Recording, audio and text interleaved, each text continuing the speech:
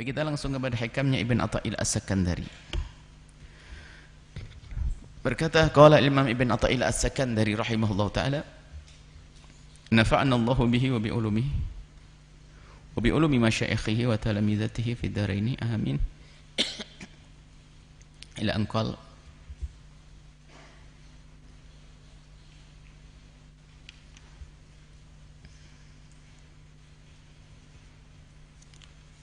ana kan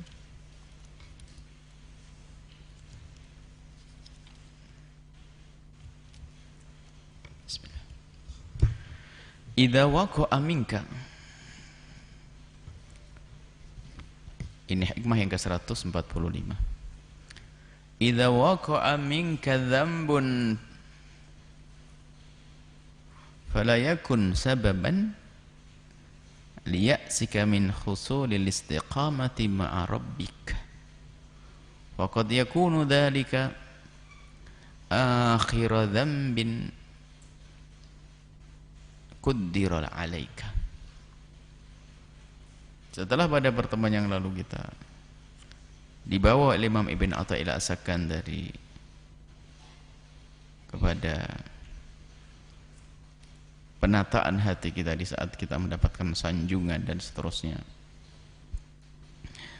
Sekarang mengarah kepada bagaimana jika seseorang itu bukan disanjung oleh manusia, akan tapi menemukan dirinya terpuruk dalam kemaksiatan, kebalikannya yang tadi. Orang bisa saja, memang Ibn Atha'il As-Sakandari ingin menggarap kita ini agar benar-benar menjadi orang yang benar. Kemarin di saat orang menyanjung kepada kita dengan segala kebaikan yang kita lakukan, bagaimana sikap kita? Sekarang tidak. Kita makhlul khata' wa nisyan. Kita tempat lupa, lalai. Bahkan kita biasa dengan dosa. Maksudnya tempatnya orang melakukan dosa. Kita ini ada artinya hamba yang tidak maksum, artinya bisa saja melakukan dosa. Nah, bagaimana kita menyikapi dosa kita ini? Jelas, tobat itu jelas. Ada orang disanjung dengan kebaikan lalu terbang, hilanglah dia, hancur. Ada orang yang di saat melakukan dosa terpuruk dia. Maka Imam Ibn Atha'il As-Sakandari ingin narik kembali mereka. Yang disanjung agar tidak melambung, lalu dikembalikan kepada kenormalannya. Yang melakukan kehinaan kemaksiatan tidak terpuruk sampai dia putus asa, ditarik kembali untuk bisa kembali kepada kenormalan. Nah inilah fa idza waqa'a minka dzambun, hei hamba Allah, jika suatu ketika terjadi padamu sebuah dosa,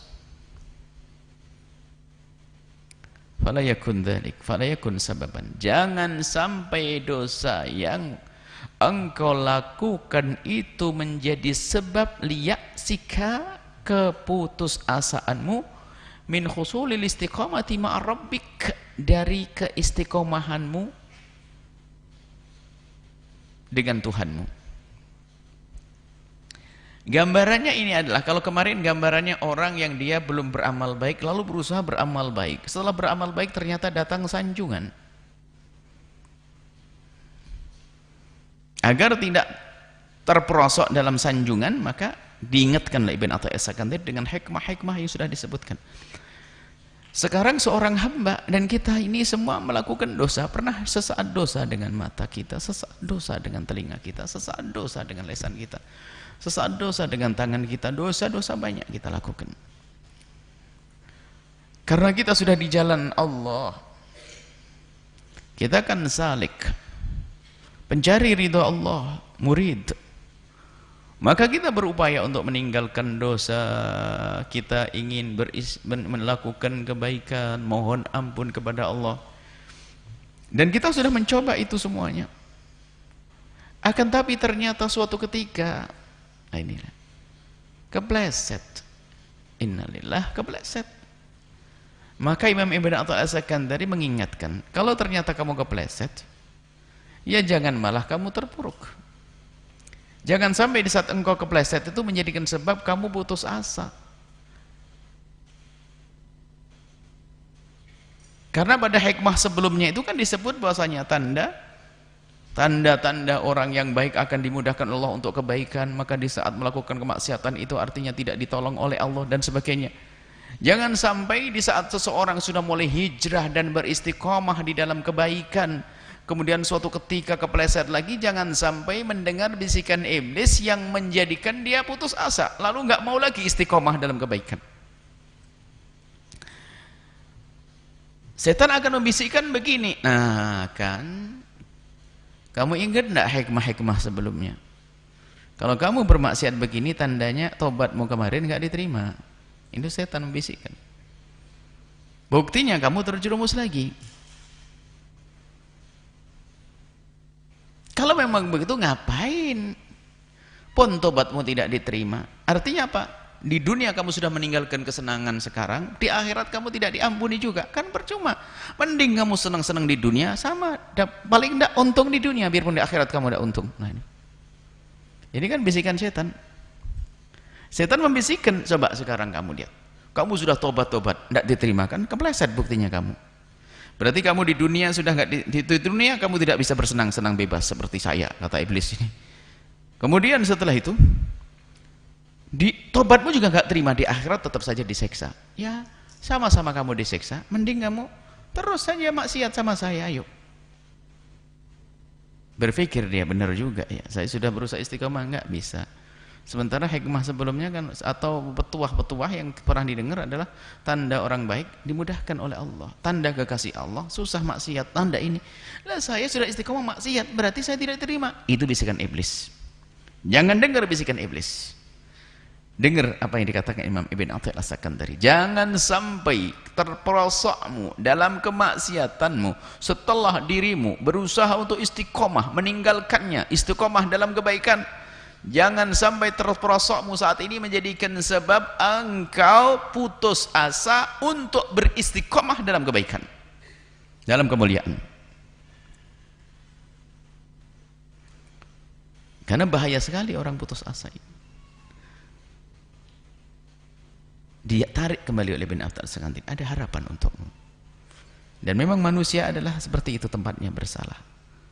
Asalkan tobatmu benar, kalaupun kamu kepleset, maka Allah akan mengampuni. Asalkan tobatmu benar. Tobat yang sesungguhnya, penyesalan yang sesungguhnya. Wa qad yakunu dzalika akhiru dzambin quddir 'alaika. Bisa jadi dosa yang kamu lakukan saat itu adalah akhir dosa yang engkau lakukan.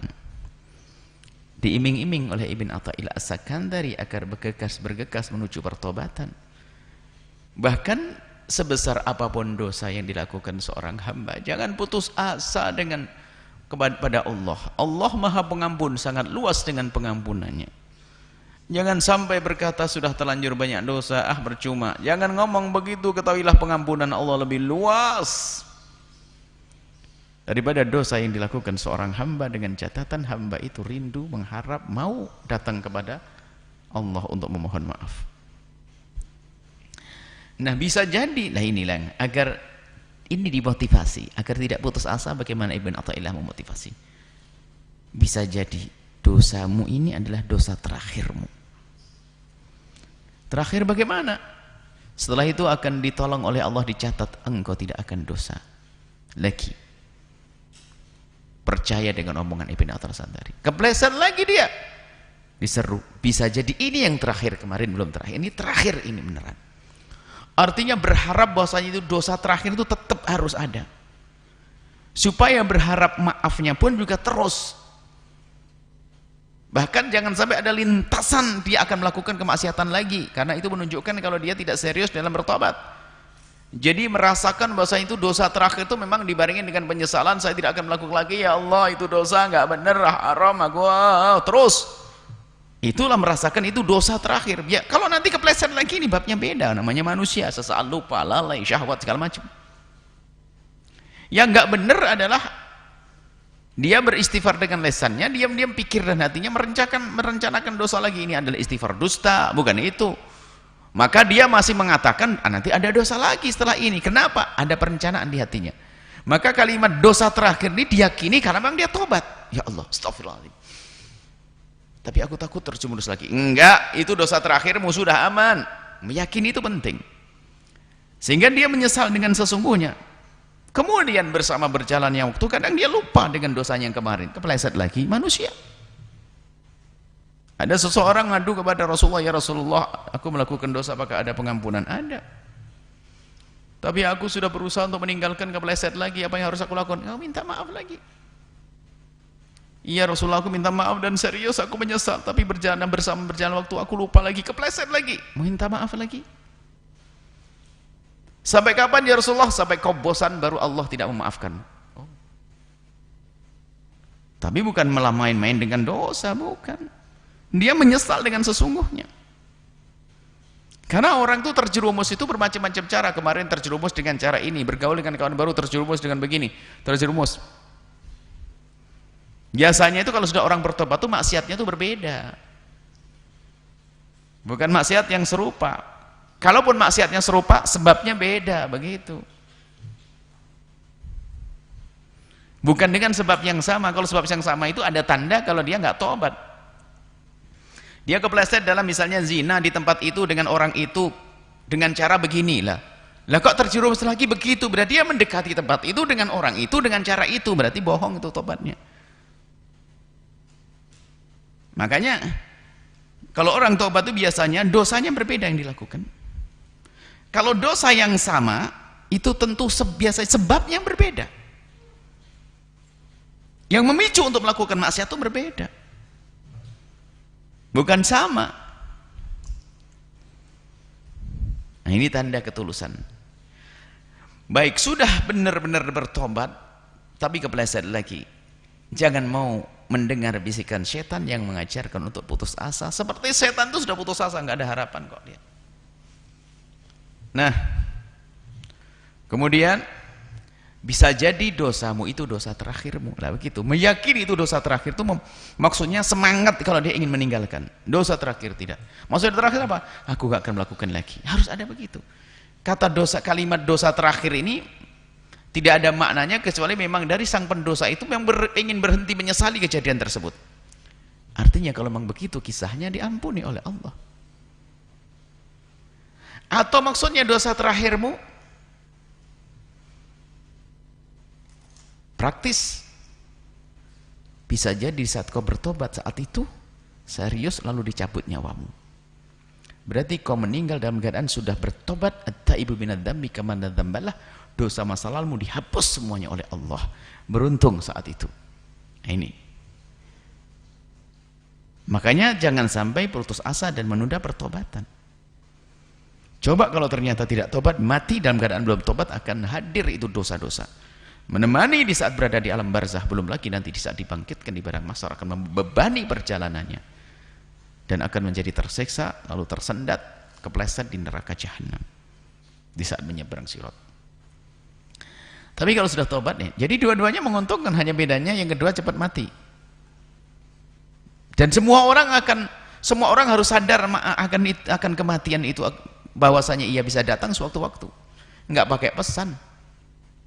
Kadang pakai pesan, sakit iya ada tanda-tanda, tapi tidak tanda-tanda, banyak orang meninggal dunia. Maka beruntung sekali kalau dia sudah menyesali dosanya, bertobat, kok kemudian meninggal dunia. Semoga Allah manjangkan umur kita semua dengan pengampunan dan kasih sayang Allah Subhanahu wa taala. Nah, ini. Kemudian kisah orang-orang mulia yang dengan bertobat banyak. Bahkan dikatakan oleh minas soleh, sebagian orang soleh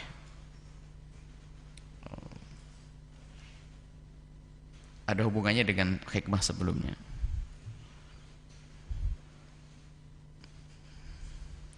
Beliau mengatakan bahwasanya dia ngadu kepada Allah dalam doanya.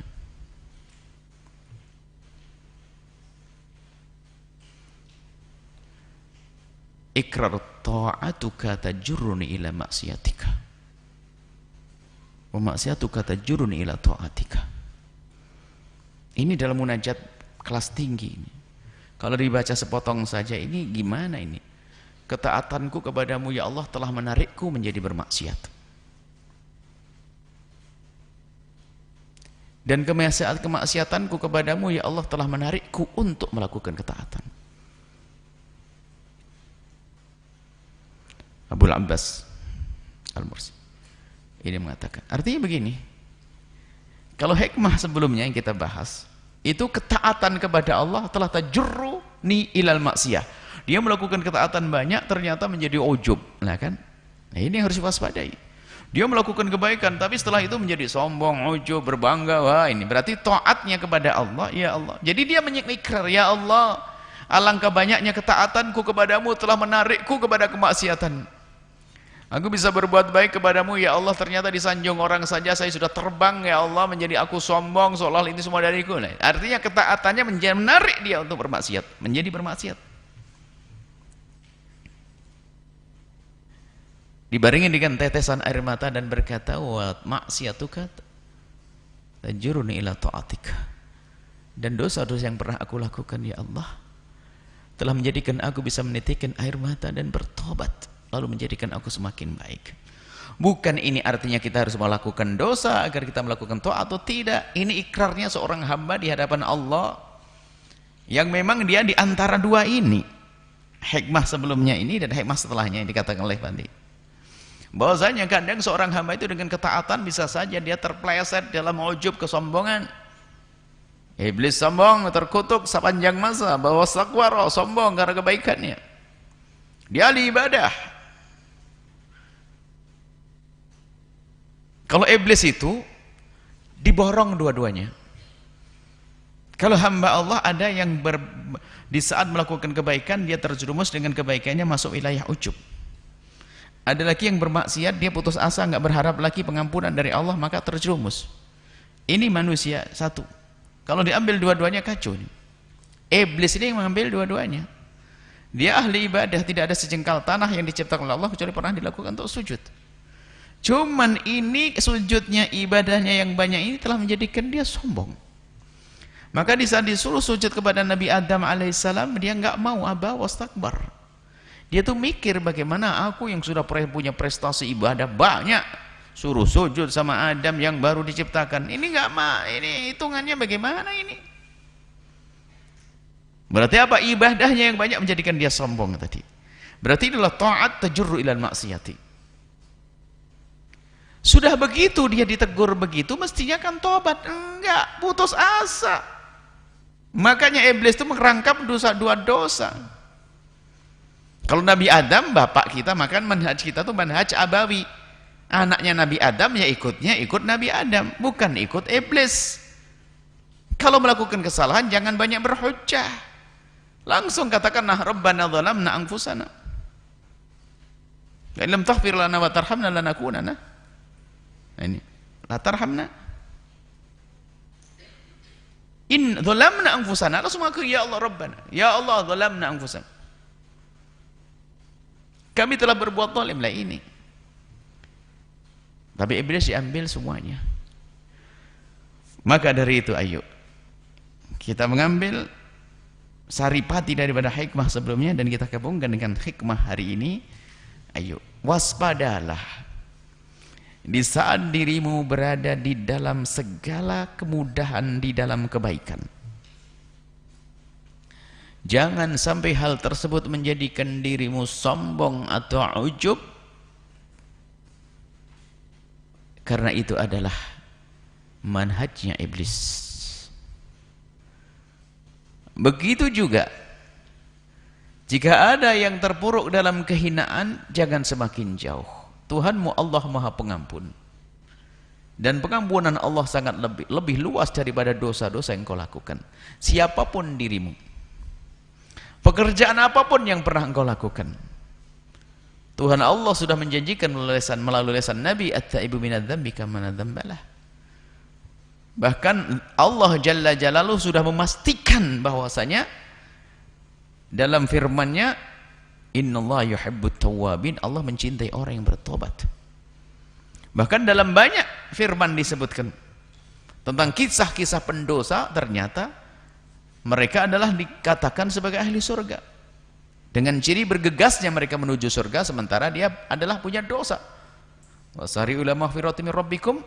Setelah itu ayatnya adalah walladzina idza fa'alu fahishatan, mereka pelaku-pelaku kekejian, dzalamu anfusahum, melakukan kezaliman kepada diri mereka, melakukan dosa, akan tapi kesadaran, zakarullah, mereka ingat kepada Allah, walam yusirru ala ma fa'alu wa hum ya'lamun, tidak terus-menerus melakukan dosa, menyesal.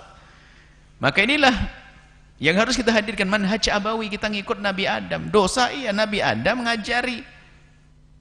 Kalau ada soal, langsung saja akui kesalahanmu di hadapan Allah. Kita berurusan dengan Zat yang Maha Pengampun, kok main sembunyi-sembunyi, apalagi kita malah berhujjah. Nggak ada artinya kita berhujjah mencari pembenar kalau memang salah. Mengadulah kepada Allah dan jangan putus asa. Termasuk yang sudah mulai melakukan kebaikan dan kebaikan, ternyata kok kepleset lagi, jangan putus asa. Kembalilah kepada Allah, bertobat, barangkali itu adalah dosa terakhirmu. Dan kita tidak tahu apakah masih punya waktu atau tidak untuk bertobat. Kalau punya waktu, alhamdulillah. Kalau sudah tidak, sudah bertobat, maka diampuni oleh Allah Subhanahu wa ta'ala. Ini yang bisa kita hadirkan dalam kesempatan ini. Semoga Allah Subhanahu wa ta'ala menjaga kita semuanya di saat kita bisa melakukan kebaikan apapun, baik dengan perilaku kita, lisan kita, ilmu kita, jangan sampai itu menjadikan kita jauh dari Allah. Dan siapapun yang terpuruk dalam kemaksiatan, bergegaslah menuju Allah, jangan tunda esok hari, karena bisa jadi itu adalah dosa terakhirmu. Berharaplah terus kepada Allah yang Maha Pengampun, dan kembalilah. Allah sangat senang dengan hambanya yang bertobat. Ajib. Allah sangat senang dengan hambanya yang bertobat. Lebih senang, cuman ini hanya sekedar menggambarkan. Adapun senangnya Allah itu bukan berubahnya rasa, itu bukan. Senang Allah disebut, kalau makna senang dan kasihnya Allah dinisbatkan kepada Allah adalah suatu makna yang khusus bagi Allah Jalla Jalaluh. Melebihi daripada senangnya seseorang yang hilang ontanya dan bersama ontanya itu makanannya di padang pasir. Makanannya itu tiba-tiba lari hilang. Wah, ini padang pasir, mati saya. Onta pergi, makanan nggak ada. Capek dia baring, di saat tidur melek, ontanya ada di depannya. Gembiranya kayak apa ini? Itu loh. Ini hanya sekedar memberikan contoh agar kita paham makna kegembiraan sebagai manusia. Tapi bagi Allah bukan gembira seperti kita, tidak. Maksudnya gembiranya Allah itu, senangnya Allah itu ridho kepada hambanya yang bertobat. Dan memang Allah Maha Pengampun, maka jangan ragu, jangan tunda untuk bertobat. Semoga Allah mudahkan kita untuk beramal baik dan menjaga dan menerima amal kita, dan semoga Allah mengampuni segala kesalahan kita dan dosa kita. Dan semoga Allah memberikan kepada kita keistiqomahan dalam kebaikan dan keistiqomahan di dalam meninggalkan kemaksiatan. Wallahu a'lam bishawab.